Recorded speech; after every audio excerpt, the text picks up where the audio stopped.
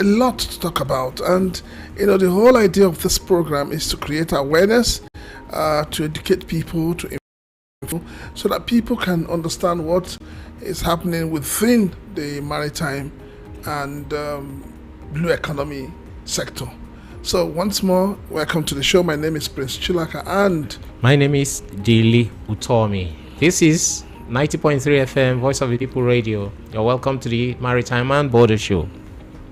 All right, so today we're gonna be we have quite a number of news items. We'll just be taking them one after the other, and then thereafter we'll go into serious discussion. And what are we going to be talking about today?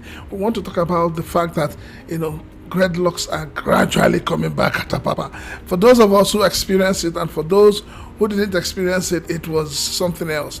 But we hope that at the end of the day, we'll be able to advise government on the way forward, because that dreadlock that is coming up is something nobody wants to be associated with. Dilly. Yeah, and of course, as usual, we have an expert in the studio. It's Dr. Aziz Abayami Mustafa, a maritime practitioner. He's been in the industry for quite a number of years. He's going to do justice to the topics of the day. Of course, we are reviewing the issues that happen in the course of the week, and of course, the main topic, which is the looking at the gridlock in the port corridors, and trying to dissect the issues there and make recommendations that we hope will be far-reaching for the government to look into and implement. So you are very much welcome to the program. Sit down, relax, and enjoy the ride. All right, let's look at the events that happened throughout last week. We'll start. PTML Customs hands over seized arms and ammunition, collects 44.6 billion in January. Yes, Francis, we are getting a lot of these seized items, arms, ammunition, drugs. It's getting quite intense, quite scary. Scary, my man. Because even though we don't really get information from across what I get from all this is that, is it because now that we are becoming more aware, or the customs are becoming more eagle-eyed, and then getting all this? It means that these things have been flowing into the countries for so long a time that people have not been realizing it. And the damages we are seeing in the social economic lives of Nigerians have been as a result of these illegal items flowing in. No, I don't think it's because of eagle eye of the Nigerian customs, Nigerian police, DSS, the agencies of government. No, I think it's because of social media. A lot of things can no longer be hidden. Okay. Yeah, a lot of things can no longer be. Don't forget that when they're doing the examinations, you really don't know who is there representing the person. The various governments. Not only the various government agencies. And then who owns the container. Okay. It's very important, because if you have a container that is carrying arms, you know that once it is seized, the first person they grab is the person representing the. Exactly. So, and it's unfortunate, but it's becoming very, very scary.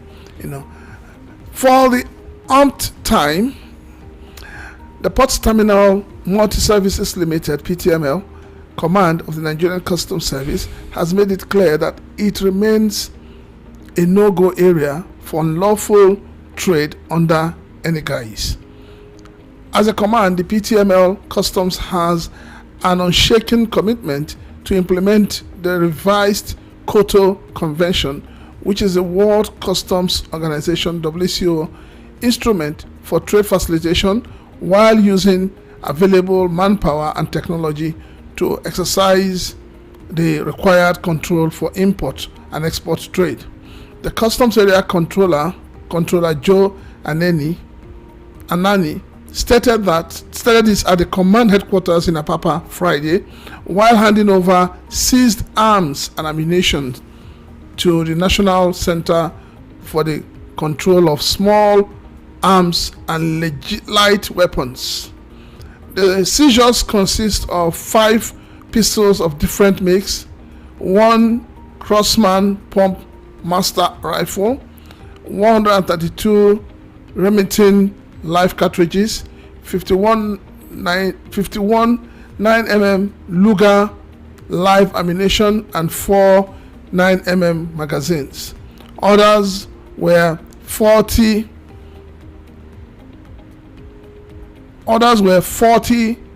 That's 40 pieces of 9mm.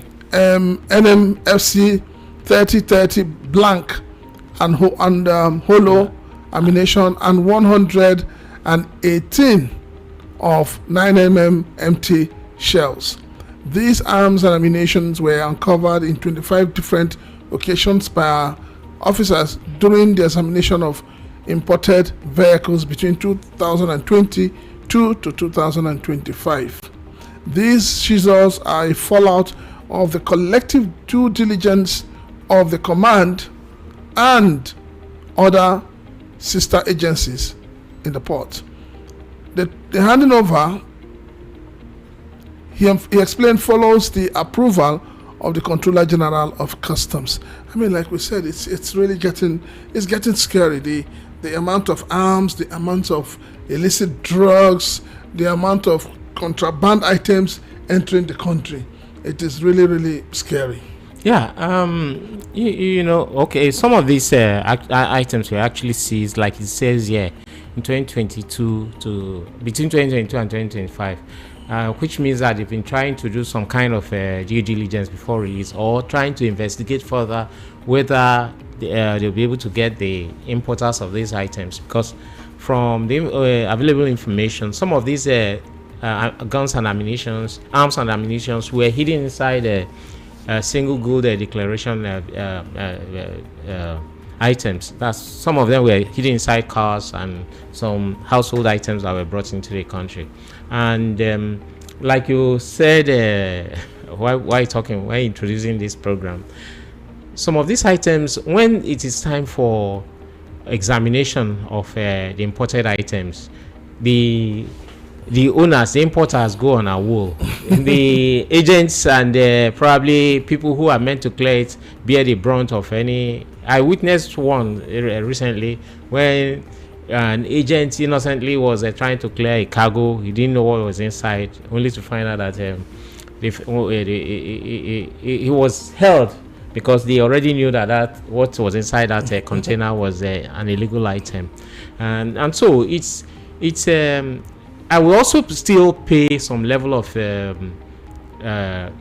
attention and respect to the authorities, Nigerian Customs Service, the NDLEA, the National Drug Law Enforcement Agency, and of course the Office of the National Security Advisor, those who are involved in trying to detect some of these things, because arms and ammunition and drugs have caused so much havoc to the lives of the average Nigerian youth. And so we keep urging them to keep doing their work the way they are doing it, and getting all these things away from the public, so that Nigeria will become a saner place to live in. Moving on further, we have more of the stories events that happened in the course of the week. Apapa Customs, the NDLEA intercept 13 bags of Canadian loud weighing 347.5 kilogram.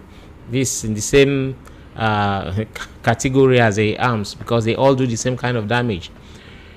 In another major joint operation, the Nigerian Customs Service, Apapa Port Command, and the National Drug Law Enforcement Agency have intercepted 347.5 kilograms of Canadian loud, a potent strain of cannabis hidden inside an imported Toyota Sienna vehicle.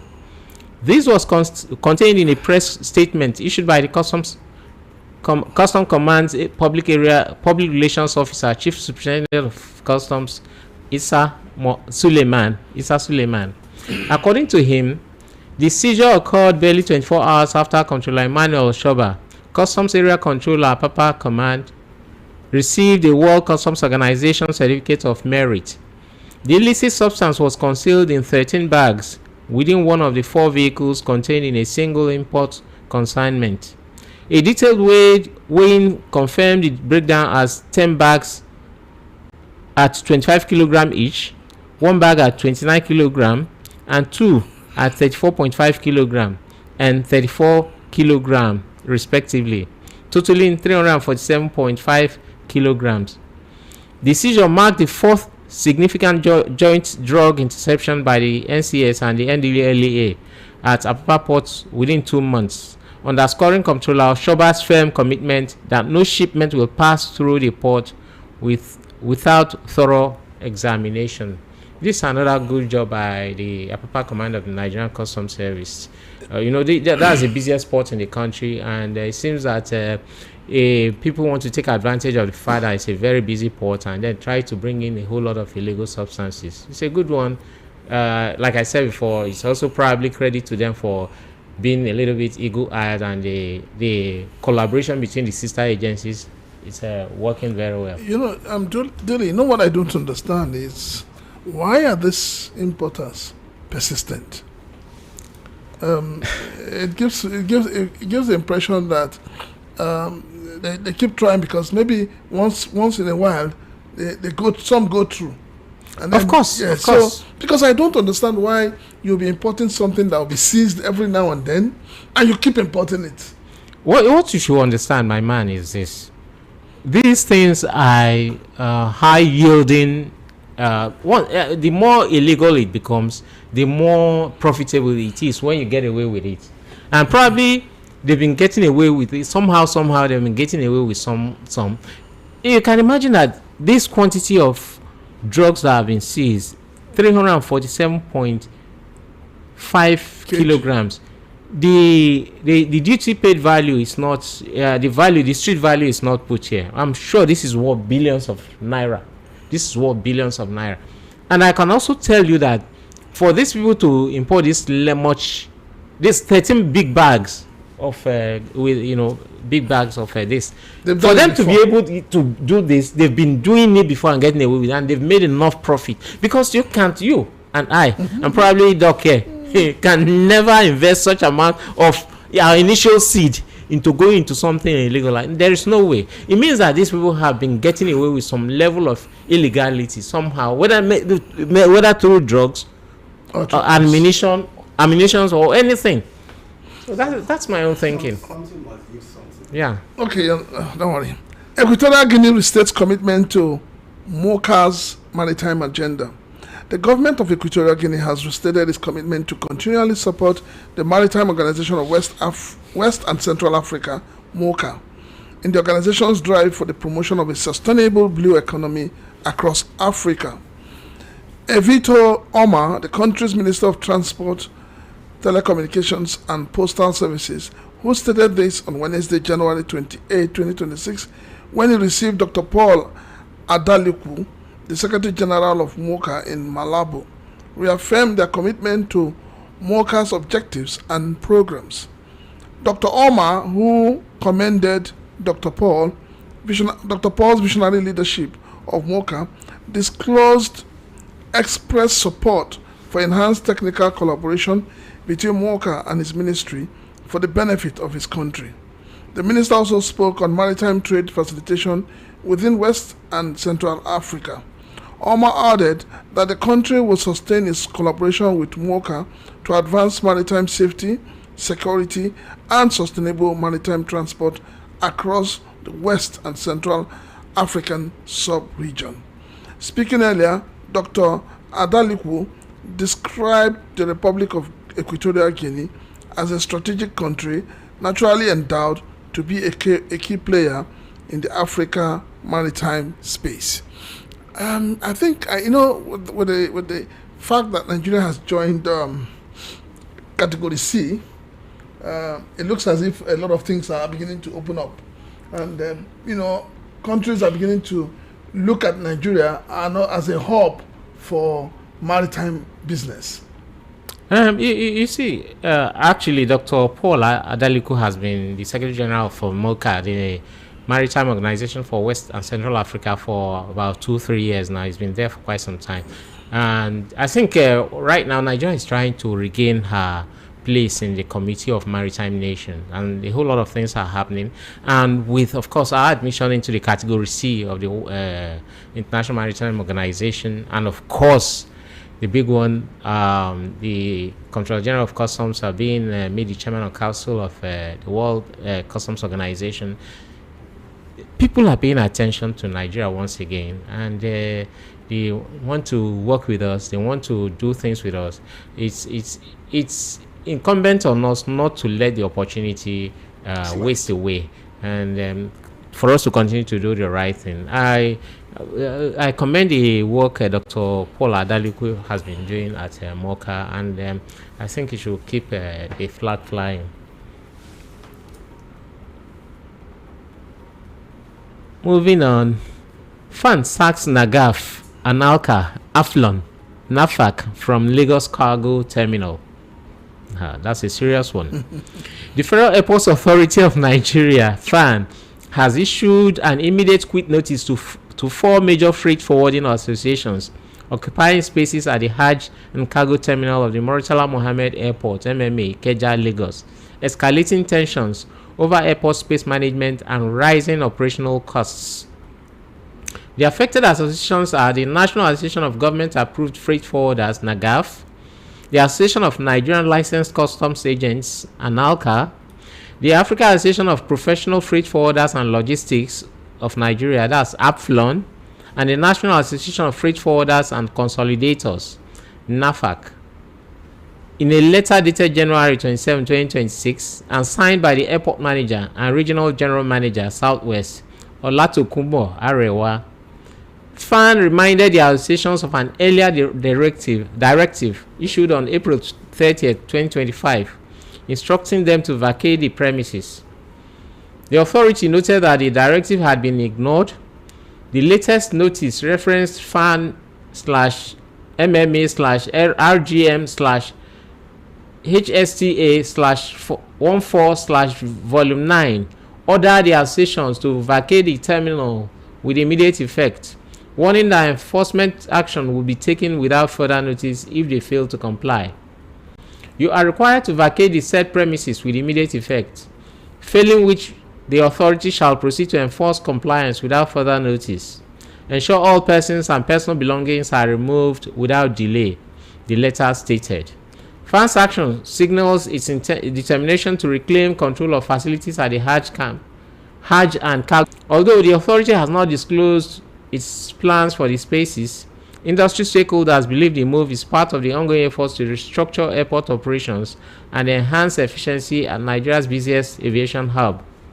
However, the directive has drawn sharp opposition from the affected associations. In a joint statement dated January 30, 2026, Analka, Nagav, Aflon, and NAFAC, operating under the umbrella of the quadripartite association, rejected FAN's actions and raised concerns over proposed increase in port charges. The associations opposed FAN's plan to raise port charges from 7 naira per kilogram to 20 naira per kilogram, scheduled to take effect from February 2, 2026. While acknowledging the need for periodic tariff reviews to sustain aviation services, they insisted that such adjustment must be achieved through consultation and mutual agreement with stakeholders. They disclosed that a request for a meeting with FAN's Directorate of Cargo Services on January 30, 2026 was declined via a telephone call, a development they described as discouraging. The standoff underscores growing friction between airport authorities and cargo operators over space allocation and escalating operational costs, with FAN insisting on immediate compliance and freight forwarders calling for dialogue. The coming weeks may prove decisive for cargo operators at the Murtala Mohammed Airport. I think this could become chaotic. I mean, apparently the quit notice or the eviction notice by FAN to these associations is due to the fact that the associations do not want to comply with the about 200% increase in tariff that FAN is charging.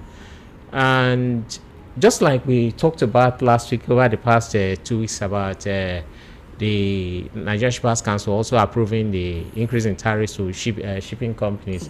The same thing is playing out here. Now, in this case, this is a government agency unilaterally increasing tariff.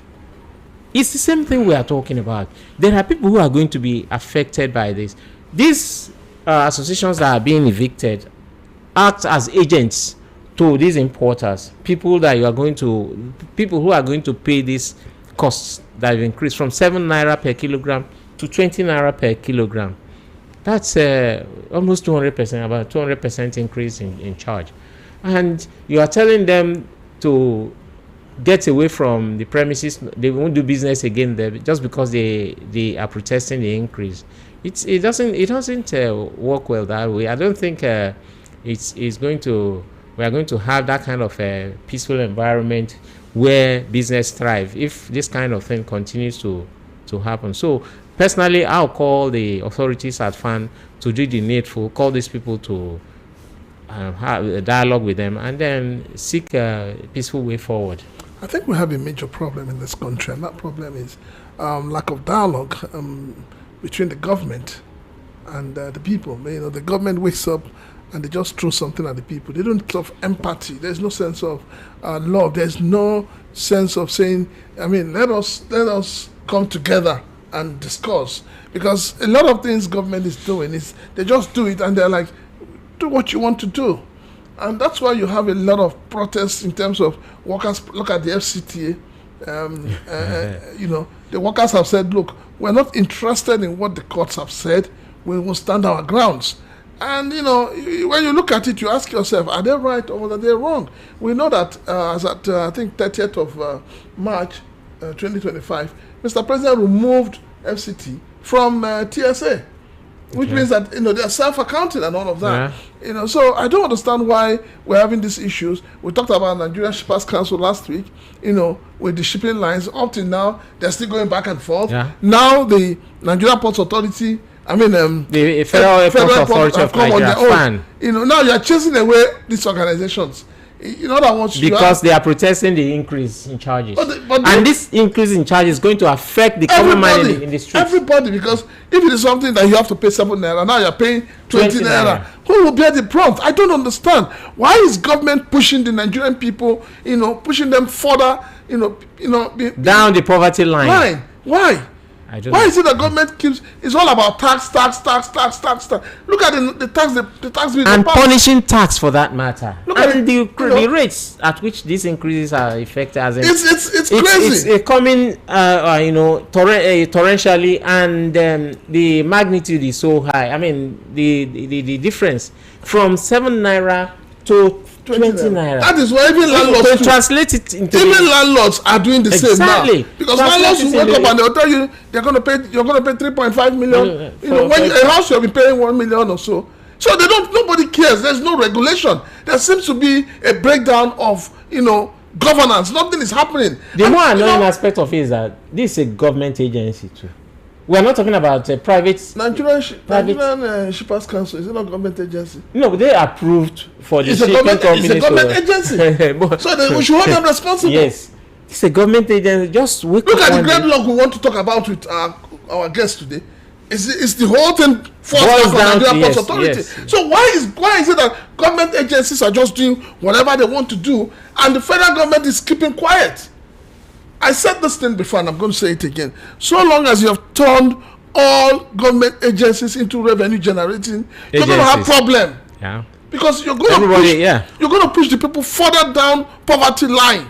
One of these days we may wake up to find out that the police have been given they've been given targets but not legally anyway. No, maybe the army will be giving targets. They have. The Navy will be giving targets. The one they want to introduce, the what do you call it? Tinted glass and all of that they want to introduce. It's just because of the cases in court. That's why they have slowed down. So we need to have, please, Mr. President, we are begging you, allow Nigerians to breathe. You are choking us. This tax here, increment there, is choking the Nigerian people. Yeah, moving on. The next item. Yeah. The North will not be comfortable with Christian ticket, says APC chieftain. A chieftain of All Progressive Congress, APC, Farouk Aliyu, has said the North would not be comfortable with a Christian presidential ticket, as such a pair combination will alienate Muslim voters in the region. Aliyu spoke on Friday during an interview on Arise television while reacting to debates on whether the ruling party should retain or alter the Muslim ticket that produced President Bola Tinubu and Vice President Kashim Shettima in 2023. And I quote, "In my opinion, the numbers will be looked at. Whether to field a Muslim or a Christian, the numbers are there to show." End of quote. Whether in this northern part of the country where there are more Muslims, it is absolutely without doubt that there are more Muslims. So any party can decide to field a Christian, but if it goes in terms of numbers, certainly there are more Muslims in the north, which is the best for the party to take a Muslim.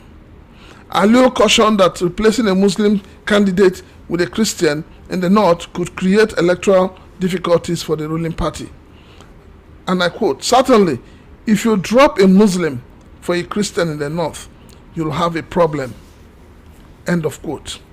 Ali also argued that the controversies that greeted the Muslim ticket in 2023 had largely faded, insisting that Christians are not being marginalized under the Tinubu administration. And I quote again, "This government has got nothing to show on the ground that it is favoring the Muslims over Christians.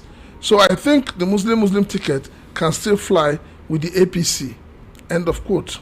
Responding to question on whether the North would support a Christian presidential ticket, the APC chieftain ruled out such a possibility.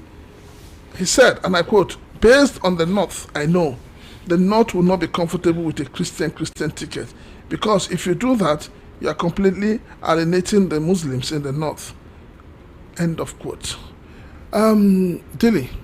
Yes. You know why I brought this? I think... that's politics. Yes. A lot of people sit in their comfort zones and they utter words that are so deep, so painful, that should actually be regarded as hate speech. Words that can actually create a mob action. Yeah, cause conflagration. Yes, and you keep country. asking yourself, why is it that our politicians are short-sighted? We've seen a Muslim ticket. We see what is happening in Nigeria today. We see the way, in quotes, the genocide, which everybody is denying. We see the way Christians are being killed. We see the way churches are being burnt across the country, especially in the north. And we're saying Nigeria, secular state, we need to balance it. And the way you balance it is to say the president will be from the north, as a Muslim, the vice must be a Christian. This has been the practice. So for somebody in the caliber of Aliyu to come out and start spewing this kind of rubbish, I don't understand. And then I look at it and I ask myself, where are my Christian brothers? What is really going on? Why is it that Nigeria has become a country divided so badly along ethnic and religious lines, and everybody's keeping quiet, nobody's talking? When did Nigeria become this bad? And this is why we keep saying that the 1999 constitution, as obnoxious constitution, needs to be discarded with. We need to discard that document. Because if you look at that document, you'll find out that you have Islam mentioned in it, you have Quran mentioned in it, so they say. But have you ever seen Christ or Christian mentioned in it? So these are the issues that need to be curbed.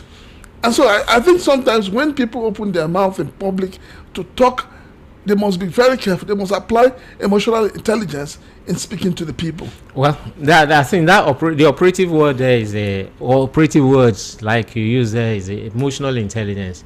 People do not really feel the barometer, the pulse of the people before talking, especially politicians such as the gentleman who made his quotes. It's appalling that he can come out to say this about the North not tolerating Muslim ticket, Christian ticket. But in the same vein, he did not wait to consider what the South is feeling about a Muslim ticket that we have in place now.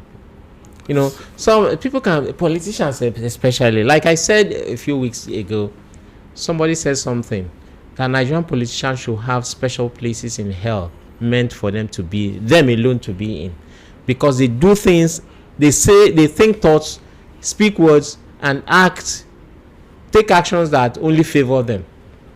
Every other thing is inconsequential so long as they are having satisfied, and they are so insatiable in such a terrible way. Yeah, but that's why they have turned your Senate into a retirement home for former for failed governors. Yes, yeah, mostly failed governors. All right. Well, that's a little distraction because that's politics. Let's go back to our major area of concern, which is the maritime and the border areas. If the politics is not working, the maritime and border will not work. Of course, we know that for sure. Yeah, it is said that after God, politics is the most powerful thing. So, how 14.6 billion naira boat procurement will boost safety, trade on island waterways? Oyebamiji, former managing director of the Nigerian National Inland Waterways Authority (NIWA), Mr. Bola Oyebamiji, has disclosed that the federal government approved about 14.6 billion naira for the procurement of modern boats and ferries to strengthen safety, trade, and passenger transportation across Nigeria's inland waterways. Oyebamiji made this known in Osun State on Thursday while receiving a delegation of Coalition of Maritime Journalists on a courtesy visit, while he was formally presented with a letter of nomination as a most friendly maritime CEO.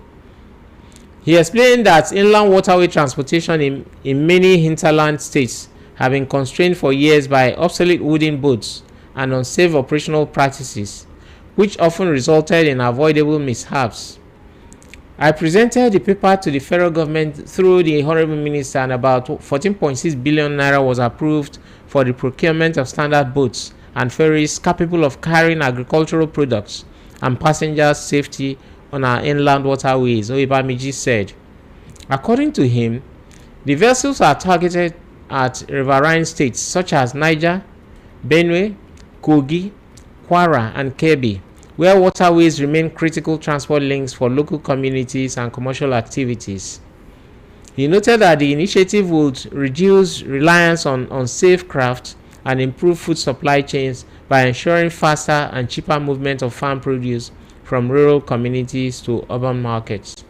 This is a good one. Although Mr. Bola Oyebamiji is no longer the MD of NIWA, he resigned to go and contest the Osun State governorship position, and it's made it known that in the course of his stay there, 14.6 billion naira has been approved for the procurement of boats and ferries for some of the states. You know, in Nigeria, they say we have 28 out of the 36 states have navigable waters where water transportation can be practiced or conveniently practiced.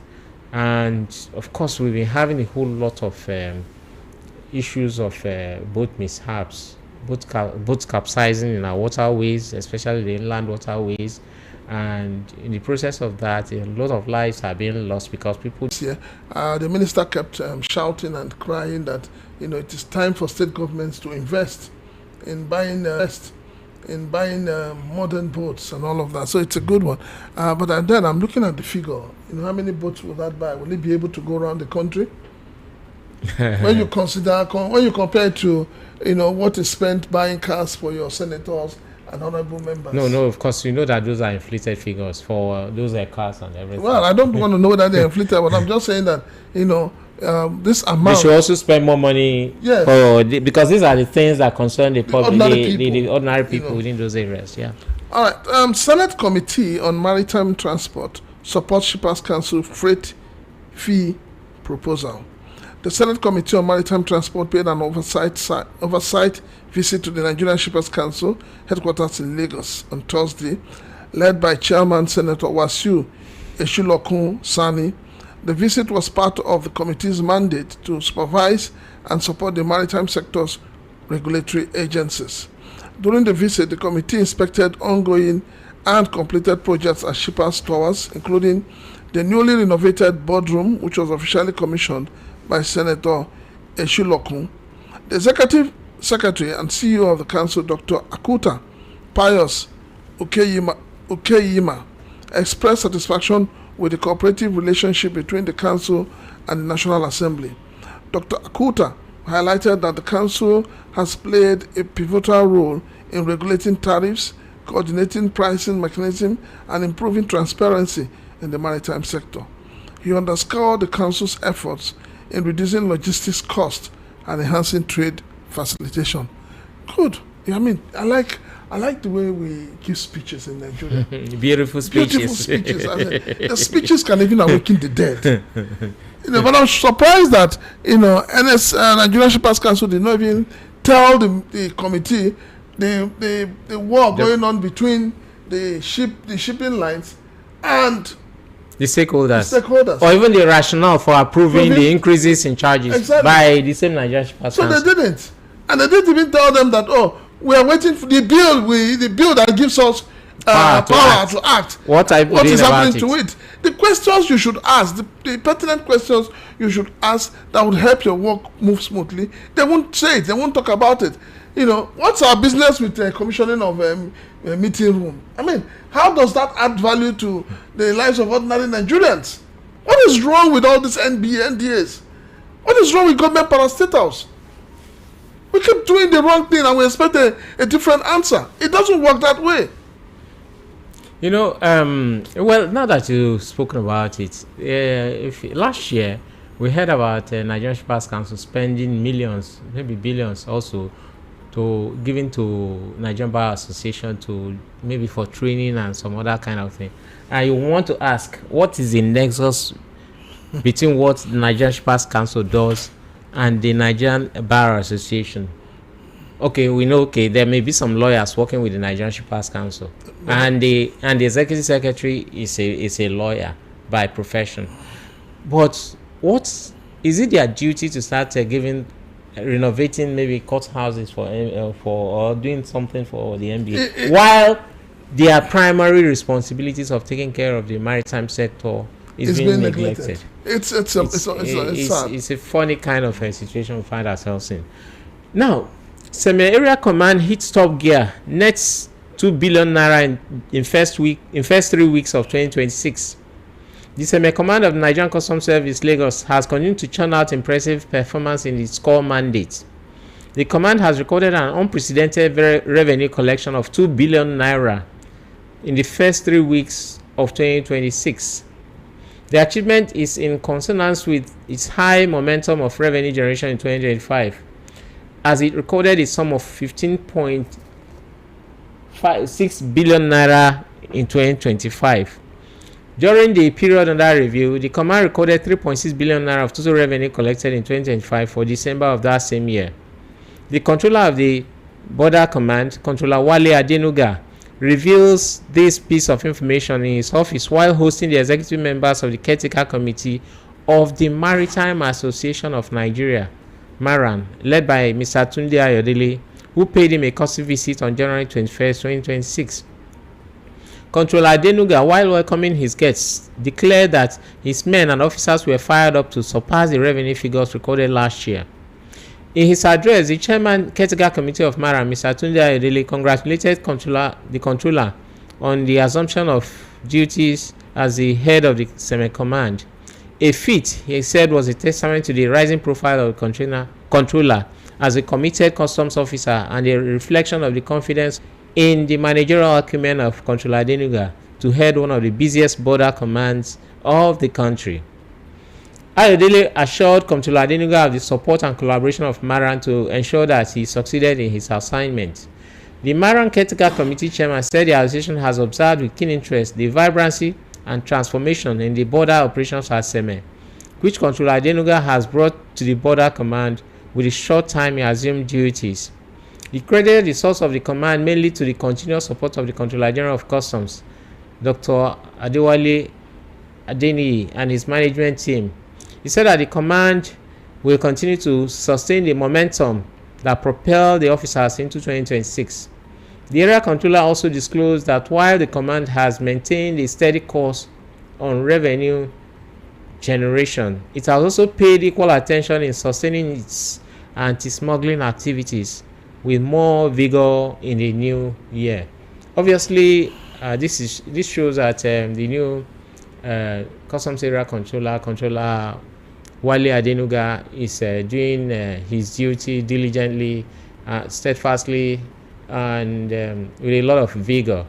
I was witness to one of his press briefings, and he continued to stress a proper interagency collaboration and officers' welfare. And I think that this has helped in galvanizing the performance of their job to the best of their ability. I think the sky is the limit for the man there. And with this record-breaking performance of the year 2025, I think 2026 is going to be better with the momentum that has been picked up already the way it is. Yeah, I think that the Nigerian customs, all the commands are doing so well. Yeah. And in terms, especially in the area Because of their principle. Yes, yes, the principle, but then everybody is sitting up to understand that their core responsibility, first and foremost, is to ensure that Nigeria is protected. And the only way you can protect Nigeria is to ensure that, anything that does not go down well with the people does not enter. So yes, I give kudos to them. Saunders praises Nigeria over time release studies, TRS. The Secretary General of the World Customs Organization, WCO, Ian Saunders, has described Nigeria's time release study, TRS, as a practical and evidence-based reform capable of strengthening border efficiency, boosting trade competitiveness within trade corridors in Africa, and enhancing national safety. Saunders stated this on Monday, 26 January 2026, during the presentation of the TRS report conducted at Tinkan Island Port, noting that the study offers Nigeria specific and objective insights into how its border clearance processes function and where targeted improvements can be made. According to him, the TRS implemented with the support of the WCO accelerates trade facilitation programs, goes beyond policy formulation by translating reform goals into measurable operational outcomes. He stressed that the time release study is one of the WCO's core performance measurement tools, widely deployed by customs administrations globally to improve transparency, predictability, and efficiency without compromising security. The WCO chief noted that while customs play a central role in trade facilitation, the successful implementation of TRS recommendations requires collective action involving government agencies, the private sector, and the broader trading community. Trade facilitation is not achieved by policy alone. It is realized through consistent, efficient, and sound practices. The time release study shows what is working, what is not, and where leadership and investment are required. While delivering a keynote address, the special guest of honor, Honorable Minister of State for Finance, Doris Uzoka Anite, said the time release study aligns with the federal government's commitment to data-driven reforms to improve trade efficiency and reduce transactions costs across Nigeria ports and borders. Uzoka described the TRS as a strategic policy instrument that enables government to objectively measure performance, identify bottlenecks, and strengthen transparency within the trade ecosystem. The time release study is not merely a diagnostic exercise, it is a reform tool that supports smarter regulation, evidence-based decision-making, and improved coordination across border agencies. She noted that efficient clearance processes are essential to investors' confidence and the economic growth, adding that competitiveness in global trade is increasingly defined by speed, certainty, and compliance. Well, the customs is moving like lightning. It appears that the CG of Custom wants to all the reformations in this world. He wants to bring all of them out before he leaves. But it's a good you one. know, the time release studies was a pilot had a pilot case with the Tinkan Island airport. Yeah. It's part of the tools being put in place to determine the predictability of cargo movement from one place to the other. Getting information about cargo movement and the predictability of such movements. It's one of the tools that one of the innovations that the CGC has put in place to continue to make the Nigerian Customs Service perform in the way that they perform in climes that are more developed than ours. Yeah, for me, we continue to commend them where they do the right thing and also call them out where they are doing the wrong things. No, for me, it's all I keep saying is that no matter what policies, what reforms you bring, we must shorten the time for clearance of goods. It's very important because the demurrage agents are paying, importers are paying, it's not smiling, and something needs to be done. And the only way we can achieve that is if we have an efficient time system where goods are taken out from the ports. Yeah. All right. The last item we are taking a look at here, MPMA president appeals to Soludo over Onitsha market closure. This is a little bit of a diversion from the norm. No, it's not. It's part okay, of it's still part of it anyway. The goods you clear from the port. Yes. They go to the traders. Yeah. The Ndibwamaka Progressive Markets Association, a union of over 58 markets in Lagos State, expresses deep concern over the recent closure of Onitsha main market. Onitsha main market is one of the biggest markets in West Africa and an entry point for millions of traders across the globe.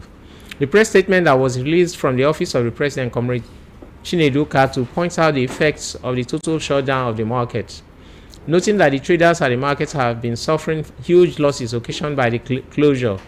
The market was shut down by Professor Charles Soludo, governor of Anambra State, on grounds that the traders refused to open their shops on Mondays, citing economic sabotage. The statement says this abrupt action has inflicted significant hardship on thousands of traders, their families, and the wider trading community who rely on the markets for their livelihoods and daily essentials. The president's words, on behalf of Ndibwamaka Progressive Market Association, I respectfully appeal to the governor to reconsider this decision and promptly reopen the market. The closure has not only disrupted the economic well-being of our members, but also restrained the supply chain of essential goods and services in the region and across the globe, affecting countless citizens, including members of my noble association. The president appeals to the governor, saying, we acknowledge that the government cited economic sabotage as the major reasons leading to this decision. However, we appeal to the governor to put all necessary security in place within and inside the market to guarantee their safety. We also observed that banks don't operate in the state on Mondays and airlines don't operate in or fly into Anambra State on Mondays too. If all mechanisms that facilitate trade aren't operational on Mondays, it may be difficult for traders to open their shops on Mondays too. Therefore, we urge the governor to engage in constructive dialogue with market leadership and relevant stakeholders to find a mutually beneficial resolution. And this is a very good one, a good letter from the president of Ndibwamaka Progressive Markets Association, an umbrella body for 58 markets in Lagos. It shows maturity. It shows the desire for them to settle the issues amicably. What we are talking about here on the Maritime and Border Show is about how to properly develop the economic potentials of the maritime sector and the country as a whole. And these are the people who, when goods are imported or the goods are about to be exported, these are the people who engage in the selling of these goods either to the retailers or to the people who buy them directly and make use of these goods, And so for a section of their markets, of course, that's in Anambra State, not Onitsha, the main market in Anambra State. We all know the history behind that. The sit-at-home brouhaha by the indigenous people of Biafra organization that they put in place, which shuts markets within the state for every Monday in protest of the detention of their leader. It's not, we can't, two wrongs don't make a right. The governor can't just come in and say, because you people are observing the sit at home every Monday, I'm going to give you, if you observe it once again, any Monday again, I'm going to shut the market indefinitely, and you guys are going to lose your businesses. It's not the right way to go about it. Like this gentleman here says, appeals, the governor should provide security. There should be an assurance that nobody is going to attack them if they open their markets. Put the needful into place and let them and see what happens, rather than threatening people. When this the news about stopping the sit at home in the southeast came up, especially in Anambra, I was in support of it. Okay. Yes, I've always said that it is clueless, it is madness, it is unnecessary. Those who are calling for sit at home, they are not patriotic citizens of the state. Yeah, a lot of them are not in the state. But I'll tell you this for free. Governor Charles Soludo went about it the wrong way. Before you ask people to come out to their shops, you must have provided the needed security to protect them. That is the important thing. And then when the shops are open, those who are coming to buy from different parts of the state, how will they come? How will they come? Who will protect them? Coming and going. So who will protect them? So it's a matter of dialogue. It's a matter of sitting down with stakeholders and finding a solution, a lasting solution. And that lasting solution is, let there be security men in the city at all times. See, have you ever wondered, Dili, between Tuesday and Sunday, you have several police checkpoints within Anambra, from Anambra to Njaba, from Njaba to Owerri, from Owerri to Abia. So yes, I can attest to that. That's one of the most policed areas of the country. So why do they leave those checkpoints on Mondays? It's obvious now. No, yes. So why do they abandon the checkpoints on Mondays? It's obvious. So if they abandon the checkpoints, if policemen who are armed that are meant to protect the people abandon the checkpoints they mounted, they set up on Mondays, and you expect the ordinary people to come out. Meanwhile, when Charles Soludo was coming to that market, you saw the number of security people around him. So let us not just in trying to win cheap political. You think he's trying to play to the gallery? Yes, he is. Okay. He is. All right, so this is a Maritime and Border Show on 90.3 VOP FM. Yes. Good. We're done with the news, and now we're coming to face real business. We're going to be looking at what transpired, what is causing the gridlock at the Apapa Kirikiri axis. Tinkan axis. What is causing it? How do we come against it? What can we do about it? And this afternoon we have Dr. Aziz Abayomi Mustafa in the studio. Doctor, please come closer to your microphone. Doctor, how are you, sir? Good afternoon. Good afternoon. I'm doing fine. Yeah, Doctor, you've been nodding to a whole lot of the things that we've been saying all these sorry, we dragged you out from church. Yeah. With him and his family, yes.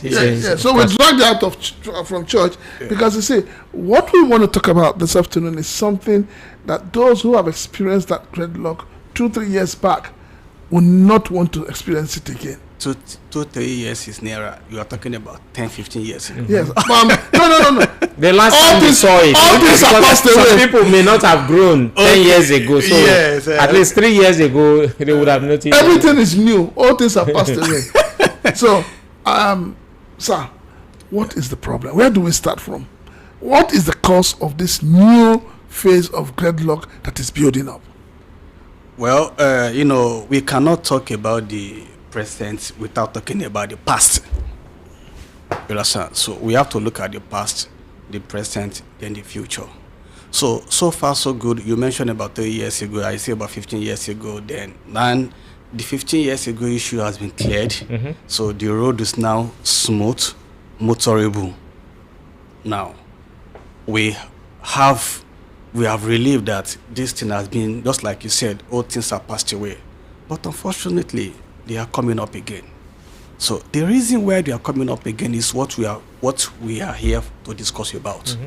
Now, the reason why it's coming up again is simple, because of one shipping company called MSC.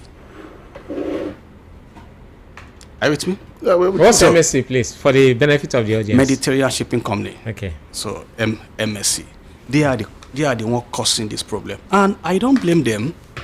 I have to blame the Port Economical Regulator, which is Nigerian Shippers Council. Okay. With MPA. Okay. So, in 2 weeks ago, MPA approved tariff increments for this shipping line, without looking at the masses, without looking at what's being done, without looking at the end user. Because no matter how what increase is going back to the people, this is the ecosystems. So, the stakeholder rise up, kick against it. How can you do this without consulting the stakeholder? Then after go forth and back, MPA now Shippers Council now suspend. They suspended the increase. Suspend the increase for implementation. Okay, wait. Let us dialogue. So you see, you said something initially about the government agencies. When all the government agencies have turned to revenue generation, anything we go. Anything we go, they don't care. It is unfortunate. They don't care. You know, I am afraid maybe one day, one government will wake up and instruct Nigerian army, you must make a revenue for us. It's getting there. Yeah. It's getting there. You see, there's a difference between economic regulator and revenue generation. When you have to make impact for the economy, you don't look at the revenue. Yeah. It is the government's responsibility to fund you. But when the government have told you to make a revenue, then you are derailed. Your core mandate, you have failed. So, in this case of the gridlock, Nigeria Shippers Council have failed woefully. I cannot imagine myself with the power they have, and they allow this thing to happen. Weeks in, weeks out, MXN bringing import shipment into Nigeria, and the vessel left. But they are empty. No vessel for them to take it back. So if you have a vessel that bring in container to the country, why can't you bring in another vessel again to evacuate the empty? To evacuate the empty. So the Shippers Council, in their own discretion, just looking and not doing anything. So now the terminal realize that, okay, when you bring in this empty container into their terminal and there is no vessel to evacuate it, it's affecting their own business. So therefore there is no way. Now what the MSC do is that the trucks that bring in the empty container, they make use of them as a bay. So even if it is a month that they have a vessel to evacuate the container, the containers will be on the trucks. We do on the trucks. So who pays the bill of the trucks? The importer pay, the transporter pay, the freight agent pay, the general body of Nigerian pays. That's everybody in the country. Everybody in the country pay it, especially the poor people, because they don't have the means. The rich can take care of anything. It's the ecosystem. There is something we call container deposit, right? So by the time you don't return the container at the right time, the deposit will be forfeited by the MSC, and they will still charging you what we call detention. So this problem was not caused by the transporter, neither the agent or the consignee. It's inefficiency of the MSC and the regulators. Now, I was supposed to believe when this thing is coming up, it's something you can see. They are lying down there. So this thing is coming up. What is the work of the MPA and the Shippers Council? They could have come together.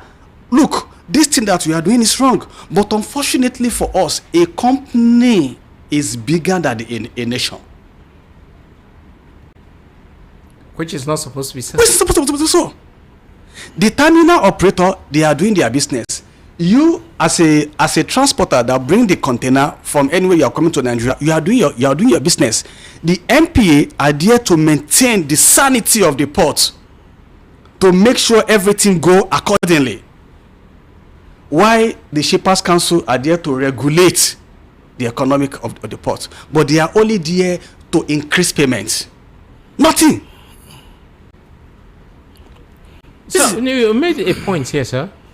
Are you sure about this? That a lot of the empty containers, they have been there for years, and these people do not have places to receive them and put them. You mean they keep importing things with the empty containers and not receiving them to go back? What does the rule, international rule, when playing in this arena, what does it say about empty containers, sir? Let me just give you an analysis. When you ask MPA, what is the average container brings to Nigeria? Okay. On a, let's say, monthly basis. Monthly basis, okay. Then how many of the same boxes return back to the destination? There are two things. We have to look at the export. What is our export capacity? Okay. Okay. Of those boxes that came into Nigeria? Yeah. Then what is the empty? When you go to the terminal here, you will see empty boxes that are there for years. Okay. They are there for years. What are they doing there for years? What about our export? What are they using to export the goods that we export? It's the same containers. Empty containers. Yes, but our import is about 97%.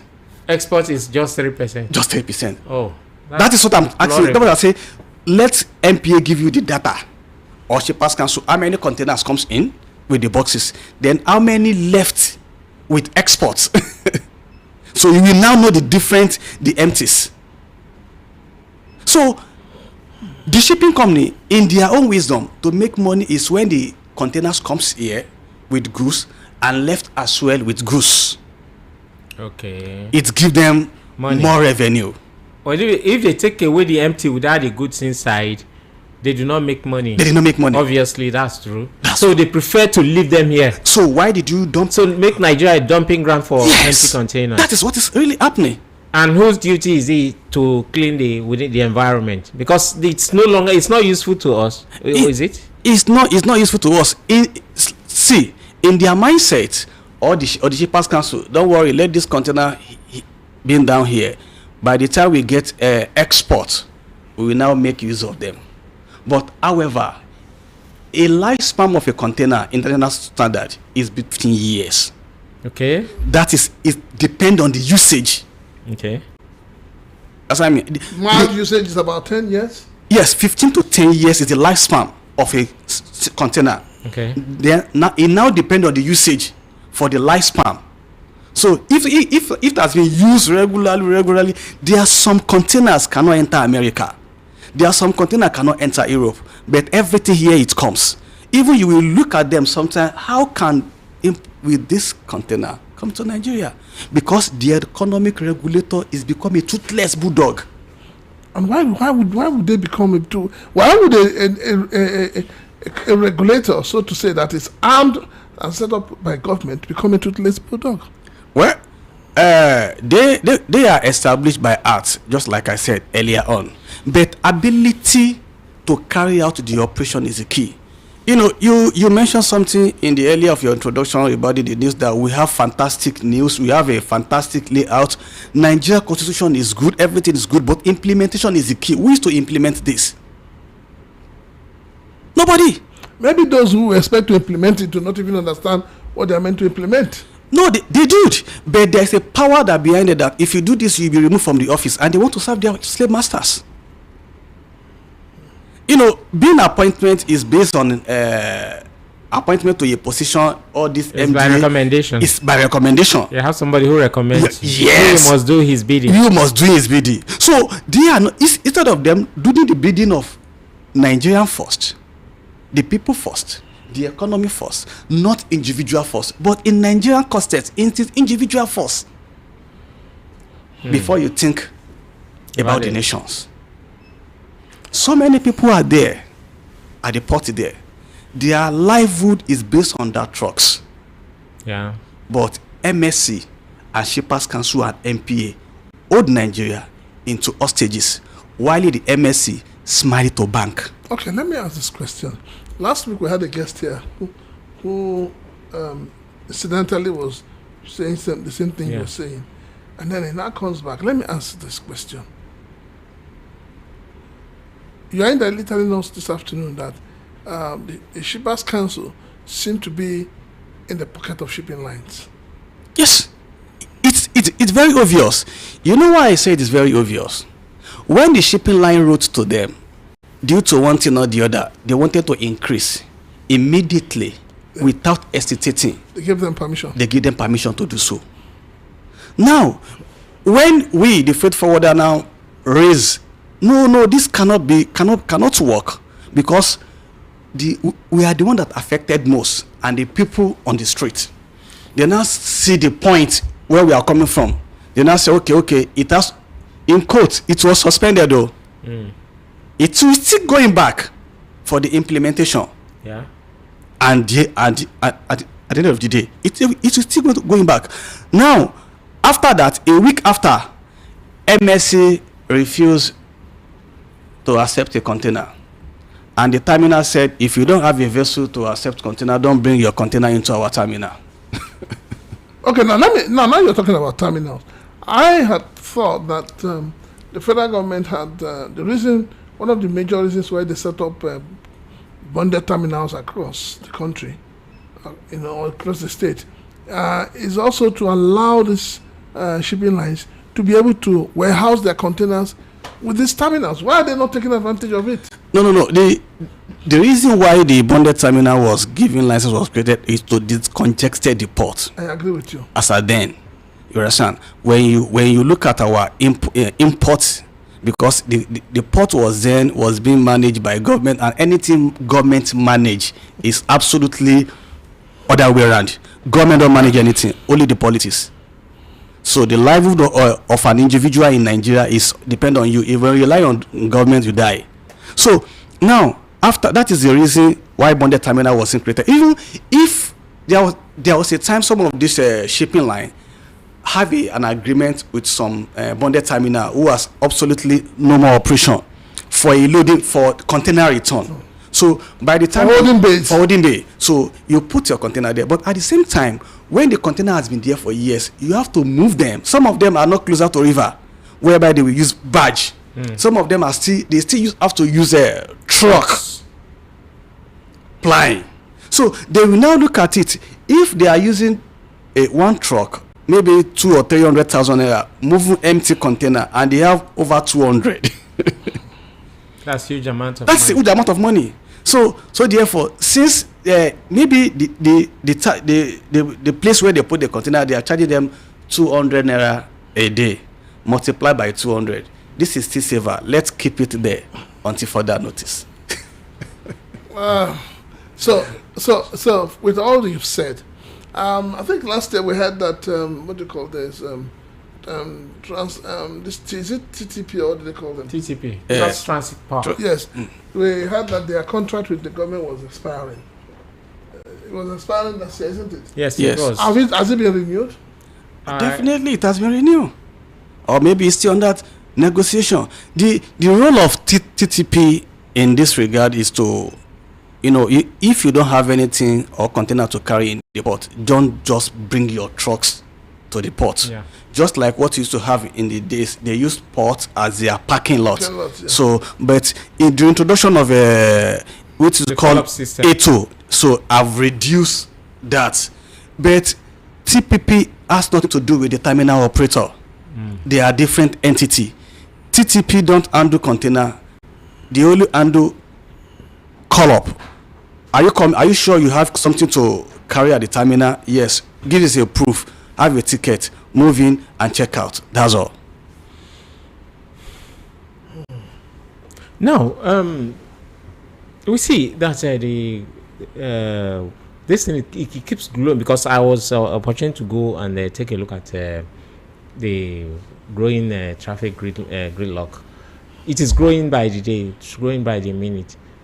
What do you think the government should do immediately to save us from going back to what we used to experience 5, 6, 7 years ago, right now? Well, the answer is simple. All problem is local, and the solution is local. So, there is an agreement between you setting up a business here in a global standard. When your container is being returned, you have to come and evacuate it. Every day, like I said earlier on, every day vessel is coming to this country. Mm-hmm. Yes, sir. As of today, I'm very sure vessel, about 10 or 20 vessels must come, and tomorrow will come. So something is wrong somewhere between the government agencies. You know, like they said, when two elephants fight, grass suffers. Yeah. In this situation, it is common man Nigeria is suffering this situation, and the government are looking at it. I don't care, whatever the case may be. So those vessels that is bringing container for them every day, why can't you use same for evacuation? Or why can't you, if they don't have that capacity, the world has the logistics industry have changed the last 20 years. You can charter the vessel. It happened. You can charter to evacuate all the empty. It happened. It will even cost you less doing that while you waiting for much time. So can we say that it's a deliberate act? It is by the shipping lines. It is in connivance with the regulators. It is, because if it is not collided with the regulator, what are they looking at? What are they saying? They are there. They are saying it.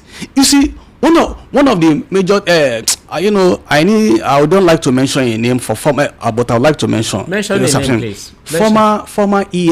Former ES of a Shippers Council in the name of a person of Asambelo. Yeah.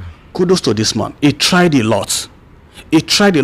Shippers Council as then all the shipping and terminal used to fear. And this man will rise up from his office, visiting them without a notification. He will not notify you that is coming. So all your illegal activities, it will be obvious, and they will sanction. But since his exit after his time of settled, all the ES we are having is unfortunate. Mere political appointments without action. Nothing. What they will be telling you is they have saved this for Nigeria economy. They have saved this in Nigeria economy on papers. Where's the reality? But come on. If you go to their papa right now, a agent about 5 years old or 10 years old, when you ask them what is the meaning of Shippers Council, some don't know. You mean stakeholders within the industry? Some don't know. Even some will tell you Shippers Council. Some will even swear for them. See, this is a reality on the ground. I was in the terminal myself. Let me tell you as just from my experience, what I have in the last 2 weeks. I have a container in which I know millions are having same issue. Just for us to bring out our container from the terminal, it has become a problem. Now, the implication is this: the shipping line are smiling to back, like I said earlier on, same way with the terminal. In terms of demurrage, it's counting. They don't care. When you have your container to move out from MSC now, it is very difficult for you to see transporter, because they will know that by the time they were able to enter the terminal, coming out, it becomes a problem. Coming out is not a problem. That one container, it might take them like 3 weeks for them to offload the empty. Now, what's the implication? Price increment. Immediately. Because they will charge you from that 3 weeks. Okay. And you will not look at it. You pay for 3 weeks for a something of 2 days. You now pay shipping as well. You now pay terminal on daily basis. So who bear this is the end user. Exactly. Who is the end user? You are now in the common on the street. So as it is, sir, how do we get out of this quagmire? Because I was at Apapa on Thursday and Friday, and I had my heart in my palms. I had it in my palms because I was worried the snail way we're going, snail style. It was bumper to bumper. So how do we stop this now? What advice can we get to stop this? To stop this is very simple. My fear is that the way MXA is doing, other shipping line might follow suit. And if they follow suit, we will now go back to square one like 8-10 years ago. At the end of the day, the economy will be even it's really affecting because supply chain play a bigger role in the economy. Supply chain play a bigger role. So because of inaction of Shippers Council, that they cannot, Shippers Council is just like an army that went to war with gun. Then see your enemy, you cannot shoot, and you have a gun. It's not like I cannot shoot. The gun knocks. So that is where we find ourselves. And the last time you went to Apapa, that was to Port. That is on Friday, right? So imagine the kind of the vehicle that could have been there yesterday again, and today again, and tomorrow. Sorry, one small question. In local parlance, we say the witch cried at night, the child died in the morning. Who are we to blame? It's obvious, but nobody will say it. Now, these people. No, let him talk. I'm giving him. I want to ask a question. They gave them the go ahead to increase charges. The stakeholders fought against it. Suddenly, they start having traffic everywhere. Is there a nexus between the two? Of course, there is. So if they can't get the charge increment from one end, they can get it through. Yes, through other end. That's a container deposit. Which is a bitter part. It's not even about the container deposit. Container deposit is just like a 200,000 per 40 feet. Okay. You understand me? But the more you delay, the more they can charge you. There are two different things. There's a difference between detention and demurrage. Okay. Detention is when the container out. Okay. You did not return it on time. You are charged detention. Yes, that is a global standard. Okay. The demurrage is when it's inside the terminal with the content inside, and you are not picking it at the right time. So mind you, the container has been on the truck for 1 week now. That your 200,000 naira has gone. Has gone. They will now keep charging you on it again. So maybe it is a 1 week or 2 weeks or 3 weeks. So for them now, is head they win, tail we lose. No, yes, that is why they win both ways. Both ways they win. They win both ways. They don't care. And an entity is put in place to regulate activities within this area. Yes. They are not acting. They are just working like a blind man. I'm sorry to use that, but that is reality because this is affecting us as in Nigeria. You need to think about your country, about your people first. Without the country, there is no you. You need to think about the country. People are suffering. Business is being down, and these are the same government preaching ease of this business. Where is the ease of doing business in this? When you just wake up, all the MD will just wake up in the morning and do an increment. Imagine what is happening at the airport. The fan is telling them the people to go away from there. Everywhere in the world there's a cargo village. Okay. Those people come there to work. When they executed their work, they go back to their office. Are they sleeping there? Capital no. But meanwhile, you have a limousine that are picking passengers at the airport. They are there at the airport. You allow them to stay there. But because of the freight agent, you want to evacuate them. Who does that? What kind of thinking are we having? Okay. In the midst of all this, for me, whatever is happening at the international airport for now, we'll come back to that. But for me, how do we curb this gridlock that is staring us in the face? The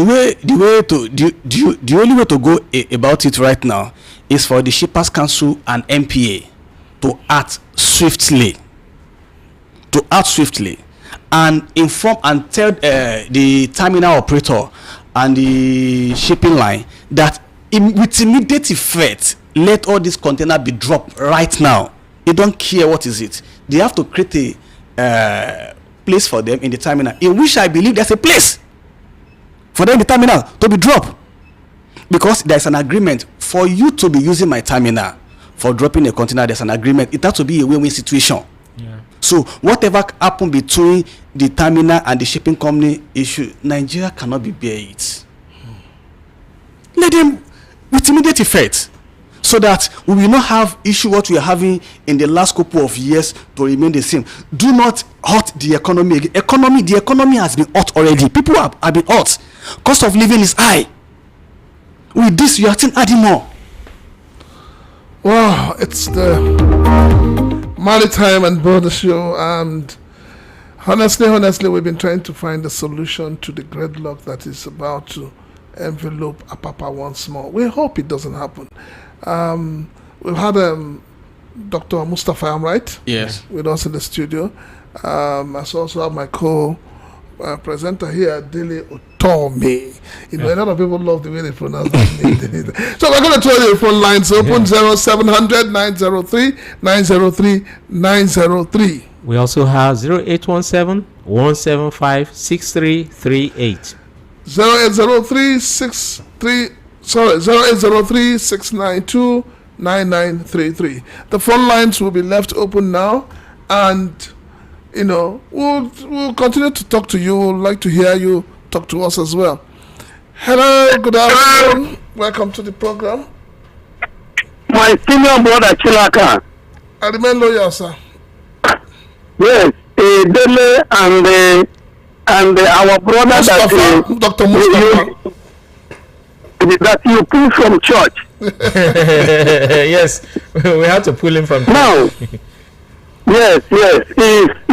In fact, let me start from VOP. You people have. Please, what's your name, sir? Nigeria. Your name, sir? I am Chris. Calling you from Ogun State. All right, sir. Go on, sir. I live in Ogun State. All right, Go on, sir. I resume work on Monday. I come back on Saturday. Oh. VOP is my number one. Oh. Thank you so very much. Now, let us go into the business of the day. You see what we are discussing. That man will bring them from church. He is an insider. 15 years ago, Apapa Road, we are somehow. But today, I must mention one man name. If you stop me, I will not mention. Go ahead. PSO, Polynews, is a human being. All what you are saying about MSC is correct. Do you know that some containers that have expiring date, transporters will be the ones to repair their container for them because they have expired? When someone want to carry it, they have a small tear. You will not see it because there is load. When you go and drop it, the opening will show. Transporters will be the one to repair their container for them. By the special grace of God, I am the interim chairman of Old Aguata Transporters Association. My brother, transporters, what we suffer is not small thing. Do you know, my brother has come from church tell you that those containers will be on our trucks. How can you collect the mortgage? You get one truck, your family are feeding from there, then they come and occupy it. Thank you so very I much. call you people all the time. Thank you. I know my time is over. Thank you. Chris from Ogun State. All right. Yeah, thank you, Mr. Chris, and have yourself a wonderful day, sir. All right, so go ahead. And You were weighing in on the issue, the brouhaha they found at the airport. Okay, you see, airport is a peculiar place. You understand? But you see, when you are making a policy, don't do a policy for anti-people. The policy, the revenue you are generating, is it not for the masses? It's supposed to be. It's supposed to be, but unfortunately, in Nigerian content, it's not for the masses. So, I don't know the reason why you just wait, because if I take you back like 15 years back right now, where this present agents Nagaf or place they are occupying right now, they are not there before. All of them are inside the cargo where they do their businesses. Yeah. But fan wake up one day. It should be about 20 years right now. Fan just wake up one day in the day during the Obasanjo regime and write to Obasanjo as a president that the agents that were occupying this place, they are not paying rent. Then suddenly from Abuja, they bring a bulldozer and pull it down. Then the leadership then went to Abuja again to go and protest and show the receipt of the payment. How can you own an office by fan and you are not paying rent? When they showed you Obasanjo the receipt, Obasanjo was amazed. You give me a wrong information, but that money go to somebody's pockets individually. That is a story.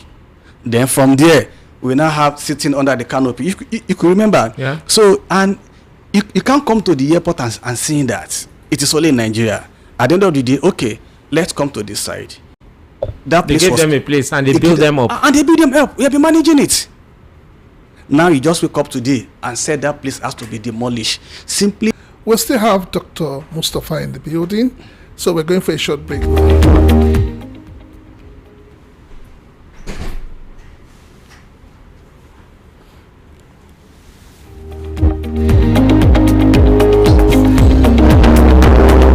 Chosen Charismatic Revival Movement invites you to her great annual crusade titled From Sorrow to Joy. Date Saturday 7th and Sunday 8th February 2026. Venue the Lord's Chosen Charismatic Revival Movement along Oshodi Apapa Expressway by Jesha Bus Stop at Moadofi, Lagos, Nigeria. Time 8 a.m. daily. Ministry live. The Anointed Servant of God, Pastor Lazarus Moka. Go to the school of the blind. Look for those who are paralyzed. Look for backsliders. Look for sinners. Look for those who are going through sorrow and trouble. Come with your friends and family. From sorrow to joy. Your time is now. Come and be blessed. Jesus is Lord. If you want to be heard, sing here.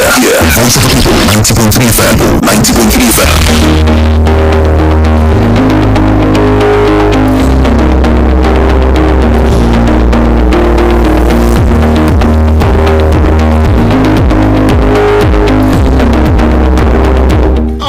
Welcome back to Maritime and Brother Show with Prince Chilaka and Dili Utomi. And like I said, we still have Dr. Mustafa in the building. I think I have a caller. Let me start with my caller first. Hello, good afternoon. Your name and where you're calling from, please. I'm calling from Ogun State. Clement Ogunbi is the name. Mr. Clement, good afternoon. Welcome to the program. Go ahead. Thank you, Mr. Prince. You see, the country is already down the drain. The government, the politicians of today, they have destroyed this country. And it seems that there is no hope for the future. I listened to all that you have said on the radio this afternoon. And I'm losing hope and confidence on this country every day. How can the government be taxing every sector of the face of Nigeria today is taxed? It's only the army that are waiting for them to government to tax them to bring money to them. What kind of government is this? In fact, this present administration is the worst administration in the history of this country. When they are taken from what? I think what we are even working for this terrible government now and its administration is to sell Nigeria and put inside its pocket because all that they have acquired is not enough for them. Thank you. All right, thank you very much, sir. Yeah, there's a message. Can I read a message? Yeah, go ahead. A message is coming in. It says, good afternoon, VOP team. My name is Samson from Adamo Ikorodu. MSC shipping company is not helping issues. No transporter wants to load MSC containers. If they want to load, they charge higher because of no availability of loading. they empty on time. To get refund takes months. Thanks for the good job. He didn't put his name here. We keep reading the. Bless all of you in Jesus' name. Amen. Thank you. Thank you, sir. All right. No, we were still talking about the issue at the airport, sir. Yes. So just like I said, those agents occupying that space behind the pedestrian bridge, they are not there today. They are once inside the, especially the poor people. They reach the islands. You want to silence them? No, it's wrong. You can't reach the islands. You want to silence them? No, it's wrong. You can't do that. You can't do that. So we have no fan for years that fan is anti-people. Okay, so this kind of unilateral action has been happening over the years. It has been happening over the year. Okay, when you say you want to chase away the people that making, mind you, they are making revenue for fun. Yeah, they bring in revenue for fun. Every cargo that comes to Nigeria, you pay 7 naira. And when it's if it is export, you pay. But the people that are making the revenue for you, you want to chase them away where they works. Does it mean that they want to start doing the work of the agents, the freight forwarders? Well, is it possible for them, government agencies, to be doing the work of the freight forwarders? According to the law, you cannot do that, but undergroundly they are doing it. Oh, they've been doing it. Yes, but the thing is, hold on that, sir. Okay. Hello, good afternoon. Good afternoon. Good afternoon. Your name and where you're calling from, sir? My name is Robert. I am calling from my papa. Mr. Tony, good afternoon, sir. Good afternoon to you, Mr. Robert. I am surprised to get you on phone. I usually call on WhatsApp. The line is too big, honestly. I thank God. Priscilla, yes, sir. I was surprised when you said you went to our papa and our papa was. I think MSC is around the Bible House Road. I said there was gridlock. But this issue it happened some years ago because I spent almost 25 years on. All my life since I came to Lagos, I've been working with my papa. It's like there was a time some group of people, let me put it, now pick my commercialize that road just for the same aim of making money, you know, until I think the government came up with it too. But what I know is that before container move from the place they park, there must be call up now. Am I right? Mm-hmm. Must be call up. They call you, show those police and they know they are on the road. They know what they are doing there. They will check where's your call up before you go to ask you that you have a place that you are there. Though there are some unscrupulous drivers that they don't have destination. So I'm so surprised this issue, at least it has been solved with the creation of vehicle. So why is this sea traffic in Apapa? Is the law that have been there? I don't know why is there traffic up to today. That is one side, sir. The second side we talk about, let me check politics more. Somebody said maybe there's no mission ethical whatever they are not sure. See, my whole point is that in power. So when they come, they go to their different places. Immediately closing of business, they go back to their office and go home. So why did you? Because somebody said you cannot increase at this time. Then the next thing for you to do is to say you want to demolish. Why can't you demolish the office owned by limousine that's picking passenger? Is it not the same assets? Is it not the same airport? They are there. So why can't you demolish that? Why can't you demolish the farm tank within the area? Why the agent's house? But sir, just playing the devil's advocate here. Okay. Don't you, with this trying now, don't you think that it's possible for them to chase the stakeholders, the freight forwarders and the licensed customs agents out of the way, and then they take over the business? The way they are seeing, the way they are imagining it, visualizing it, it is possible for them to do. They cannot do that. But a leader in this country had tried it once. It has been a very long time. Things have changed. What concerns life is changes. You are talking. Even though we know that eventually had to bring back the people that you are talking about 1996. Yes. So not the military. So you should know that we have been in this line for a very long time, and I understand the code of conduct it is. So what concerns in life is changes. Yeah. It's either you like it or not, change will ever Change is come. constant. It's constant. All right, let's digress a little bit, because whatever affects one area affects everybody. Yeah. What is your take on this whole war going on between traders and the governor of Anambra State. Anambra State? Well, I mean, very, very pragmatic, Brief, very yeah. sincere and straight. okay, but if I cough, you only tell me cannot even afford to buy anything. He was looking for a daily bread, and this thing has been there for years. Provide security. Let's see whether it will not. It will thrive. Okay. Besides that, sir, the man who wrote that letter, the president of the Nibu Amaka project, he was saying, okay, what if they open the market? What about the other supporting entities within the economy? Banks don't open.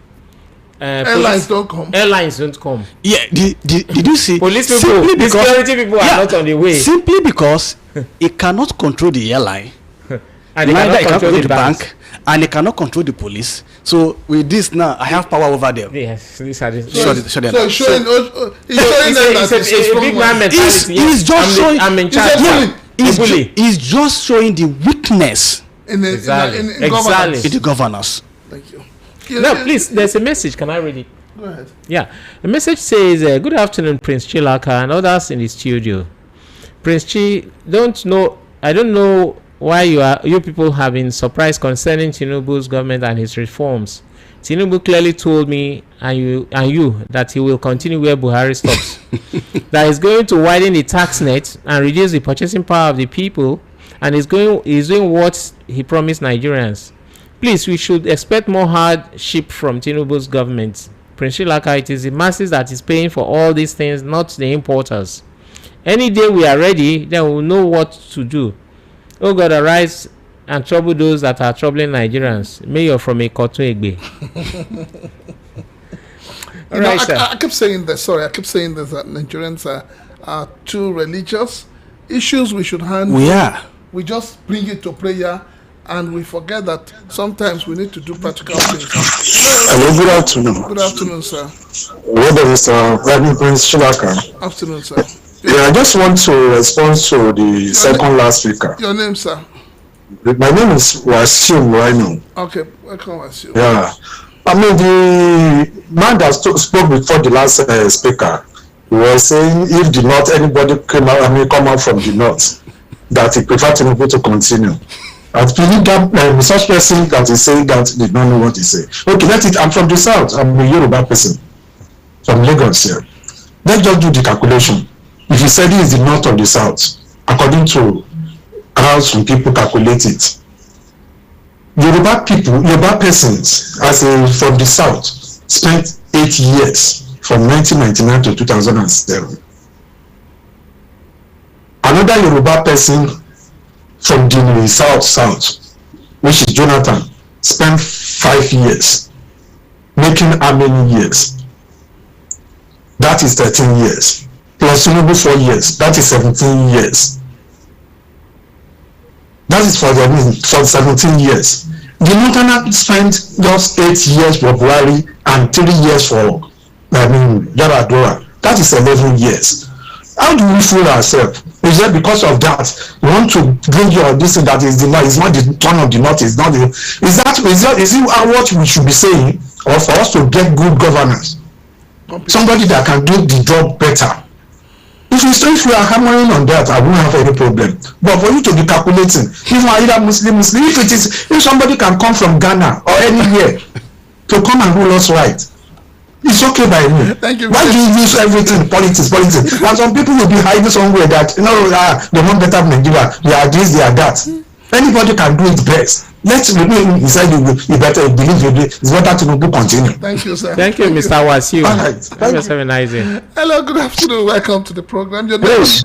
and where you're Please. calling from, sir. My name is Robert. Let me reply that man. You see? Wait. Please. See, I agree with him to some extent. I mention will be what we need is good government. Fine. But if you want to say you make a calculation, the north have ruled so time in the south is I disagree with you.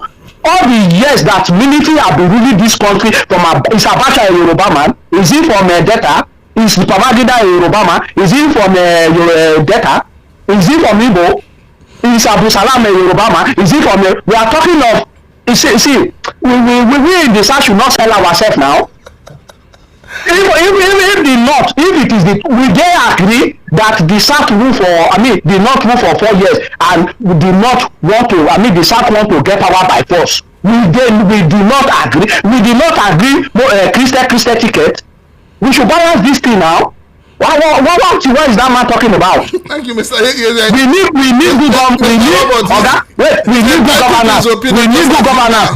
But they should not feel as if Nigeria belongs to them. I will not agree with anybody on that. All right, thank you, sir. Thank you, sir. Oh, good. All right, Doc. Could you go on with your thoughts about? Oh God. Yeah, we were talking about the issue at hand now in Anambra State. Okay, so the governor just show his own weakness. Hello, good afternoon. Hello, Good afternoon, sir. Your name and where you're calling from? Hello.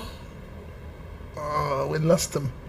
All right, go ahead, doctor. So it's just, to me personally, it's just showing his weakness simply because you know that you cannot, you don't have a state police yet. So even if some people are glamoring about it, Hello. Hello, good afternoon. Hello, Prince Chilaka. Good afternoon, sir. Your name, sir. Where are you calling from, sir? Is Amechi from Ikotu. You're welcome, sir. Thank you for your good work. We thank God, sir. Please, Novel, I want to reply the person that speak before this last person. In the leadership we are in today now, Buhari opened door for the Muslim for them to act the way at normal. If they should allow any Muslim again to be on that seat, they will continue their work, their mission. It's better even to continue than that Muslim to be there, because Nigeria will be doomed. God bless you. But Tinubu is a Muslim. His wife is a Christian. Please, callers, please. This is supposed to be a maritime and border show. Let's deal with the issues of. No, Dilly, let's mix it a bit. You know why I'm laughing? Nigerians are a very funny set of people. Suddenly we have been divided along ethnic and religious lines. That is why the politicians are taking advantage of that. Yes, we've been divided so deeply. And I don't understand. Personally, when start. Yeah, personally, me as an individual, I don't deal with people based on religion or ethnicity. I deal with people based on your value of what you can do.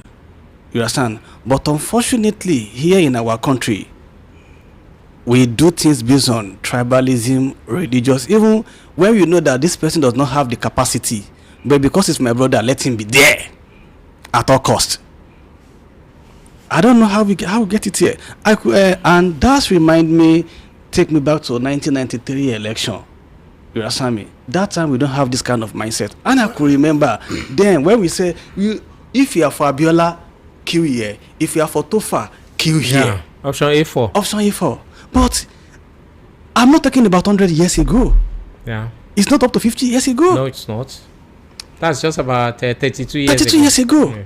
But look at what we have right now. Now it has been divided. So, sir, continue to weigh in on your thoughts on the issue at hand in Anambra.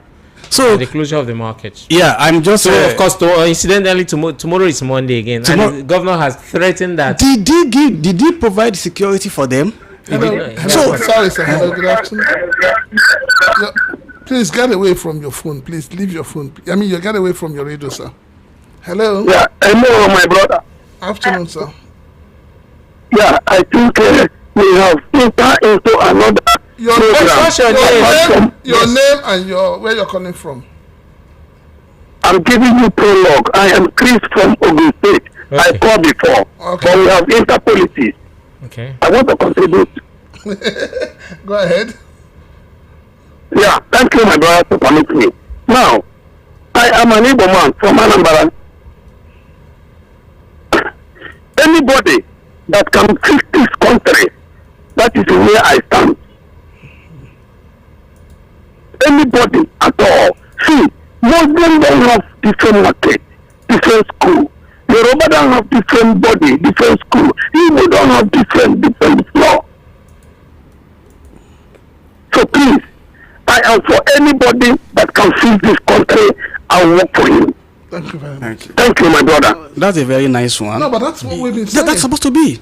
It's us. So, see, you see, what you are giving to us. It's not about religion. It's about the individual involved. It's not about religion. Okay, sir. Could you go on with your thoughts? Yeah. So now we are now in an era whereby if government tell you go out or bandit and tell you don't stay, you follow bandit. People will listen to bandits. Still the bandits than the government. Because they know that government will fail and bandits will not fail. So that is exactly what is happening in that place in Anambra. If you tell them to go, fine, good, okay, provide security. Can you go and force them from their house to the market?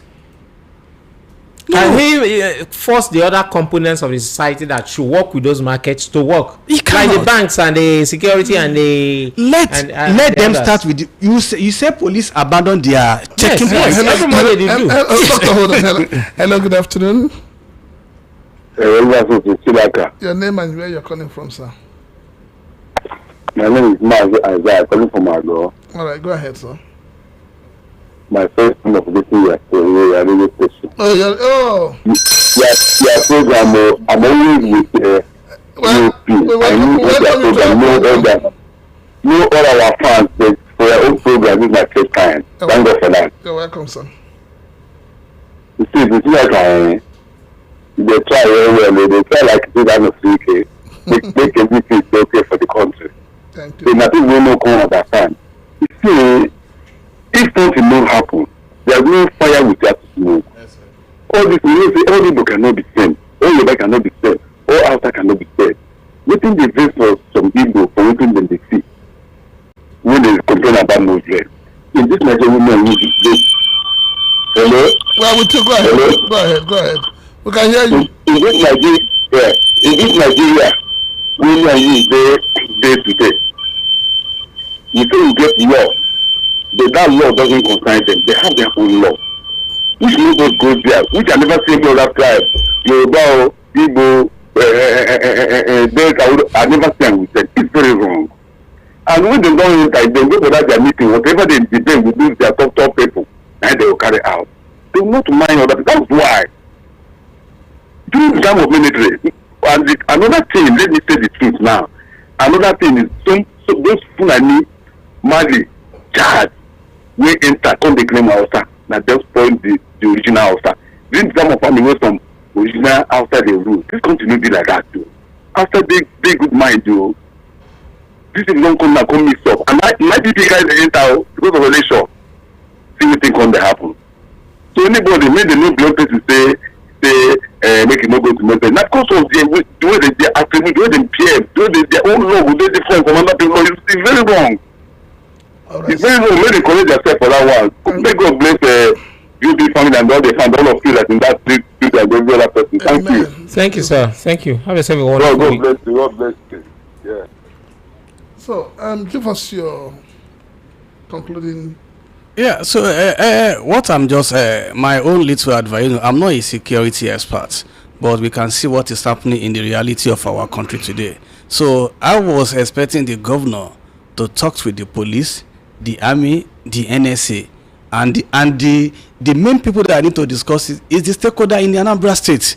So how do we contain this issue of stay at home on every Monday? It has become a culture. And that is not how to go about it, but something bring it. And one thing I personally believe that every problem has a solution, except when the man is dead. When the man is dead, there is no solution to that. But this issue, it has a solution.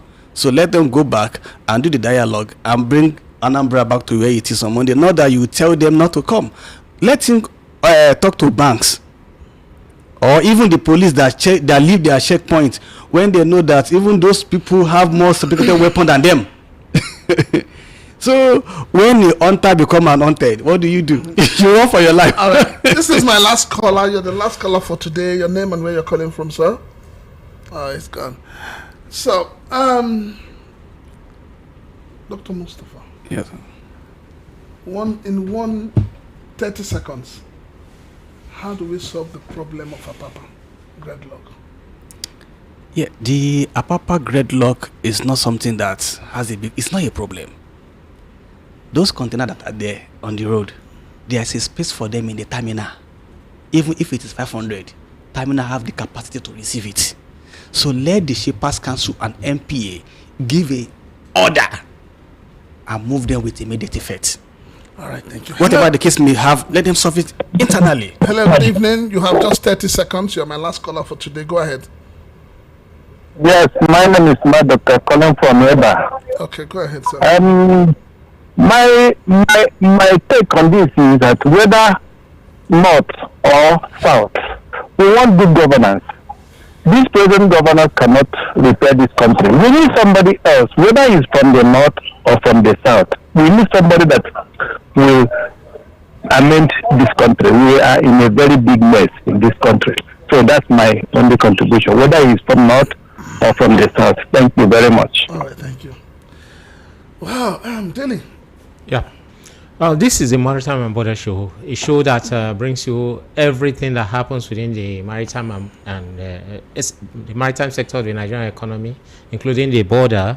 We are here to unearth all those things that trouble the sector, that tend to make it not to realize its potentials, and then to bring out those places where people need to be focused on in order for us to realize all the benefits that are derivable from investing within the sector.